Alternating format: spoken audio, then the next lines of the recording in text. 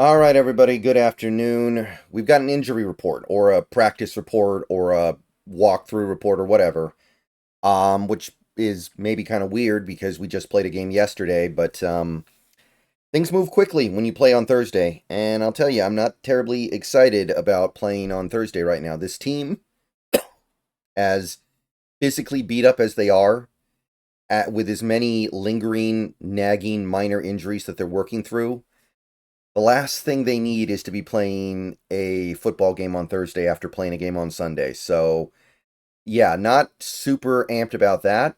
And this injury report reveals partially why. I mean, it's the day after a game, so of course people are going to be beat up. Of course, we didn't even practice today, and we're probably going to have very minimal practices before this game. Probably the same for the Bears as well, because that's just not how you treat human beings. You don't work them to that degree and expect them to be able to perform in a game. So we have here an estimate of what a practice would have looked like. I'm not even sure if they did a walkthrough today, actually. So they may have just projected it out and called it good. I'm not 100% sure, but the impression that I got was that McDonald was going to let players go be with their families for the holidays, and they probably wouldn't even be in the building.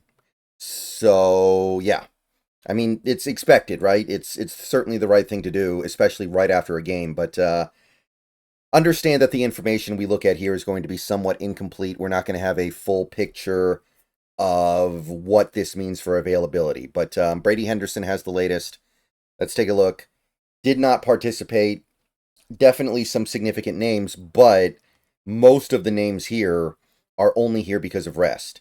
Abe Lucas resting, Ernest Jones IV resting, Leonard Williams resting. Not to say they're all 100%, but they will be available to play on Thursday, almost certainly. So nothing to really worry about there. And Brady Russell, I mean, he doesn't play anyway. Apparently, Byron Murphy II can do Brady Russell's job better than Brady Russell can, depending on who you ask. The one here that is meaningful is Ken Walker. He just can't stay healthy this year. Can't really stay healthy any year, but this year it's been especially bad. He just can't shake it. And I'm not really expecting him to play on Thursday. I'm not expecting it to have a massive impact on the game, though, at this point. We don't run the ball anyway. Charbonnet's better equipped for the kind of offense that we're running. If we're being perfectly honest, like Walker's miserable pass protection on Sunday proves that.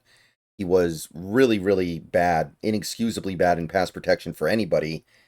And honestly, at this point, just let Charbonnet play every single snap. And, I mean, that's the offense that Ryan Grubb seems to want, so why not? We have limited participation here. Some notes, like Charbonnet, the guy that I just mentioned. It's not an oblique, it's an elbow now. So the injury has changed, and it doesn't seem like it's anything that's going to keep him out, so that's good because we're going to need him. We might need him to play 60 snaps on Thursday for all I know. So that's good. We like that. Noah Fant, limited with the knee. He just can't shake it this year. Oluwatimi, limited with the knee. Not surprising. Playing that game after getting hurt the previous week. You wouldn't expect him to be able to practice the next day. Derek Hall, limited with the shoulder. And Uchenna Nwosu, limited with the wrist. So these are just the nagging little things that players deal with throughout the year that by the time you get to a typical game day won't really matter at all. But when you play in the middle of the week, it's a real thing. It's a problem. It's a concern. So these guys, I mean, they're all at least somewhat important to this team in their own way, and we don't know what percentage they're at, but it's probably going to be less than 100. And full participation, we're down to one guy here, Kayvon Wallace. Near as I can estimate, we could probably activate him at any time if we felt like we needed him.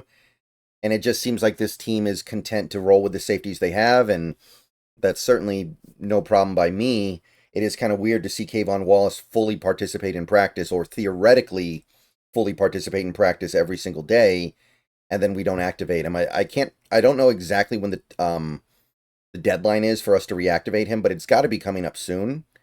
So it wouldn't surprise me if we just put him on ice. He wasn't playing that well when he was here, and we found a solution at safety that is at least workable for the time being. So, admittedly, there are only 11 names listed here, and 3 of them are listed here because of rest. But you do see the impact of taking measure of your team's health the day after a game.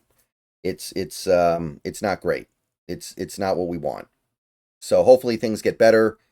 I'm sure they will. I mean, I know this Bears game is not the most important game in the world for us to win because as things turn out, it won't have a massive impact on our playoff ability to make the playoffs, but there is an impact.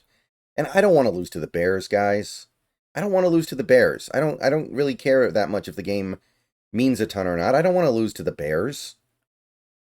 We already lost to one really bad team this year. Bears seen enough. So we'll see where things shake out. That's where things are right now. We do have an injury update from the Chicago Bears as well. We're going to go over here to Bears Wire and see what they have. It's also notable the things that they are currently potentially missing. Again, this is a walkthrough. These are walkthrough results. Elijah Hicks is not practicing with an ankle injury. Let me see if I can format. No, okay, the formatting here is just natively bad. That's not a good look. This is hideous. But anyway, yeah, ankle foot injury. He's currently out. Travis Homer, our old buddy, hamstring, did not practice, is out. And Tevin Jenkins, that's a big one. Calf injury, currently not practicing. Based on the reads I was getting on X, it sounds like he could miss this game, and that does have a certain level of impact. Devarius Moore did not practice with a knee injury. And Amen Ogbongbemiga. Wow, that's quite a thing. Hip injury out, not as impactful as the ones up here, and Homer's not super impactful either. If we're being real, Tevin Jenkins is certainly the name to watch going into this week. If he can't play, then a bad offensive line gets even worse. They've also got limited participation on Gervon Dexter and limited participation on another offensive lineman, Doug Kramer. I don't believe he starts for them. At least he shouldn't. I remember Doug Kramer in the draft, and he shouldn't be starting for any team. But that doesn't mean he's not. So, yeah, Gervon Dexter, notable name.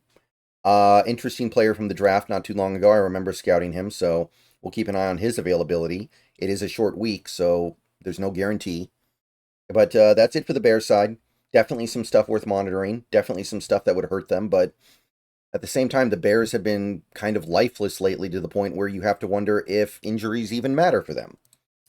But we know injuries matter for these Seahawks. We know that. We know we need good players to have any chance of being able to win because some of these coaches are not doing anything to help them out. All right, I'll see you guys later. Go Hawks. And that's your injury report. More videos later. Let me know what you think. I'm out of here.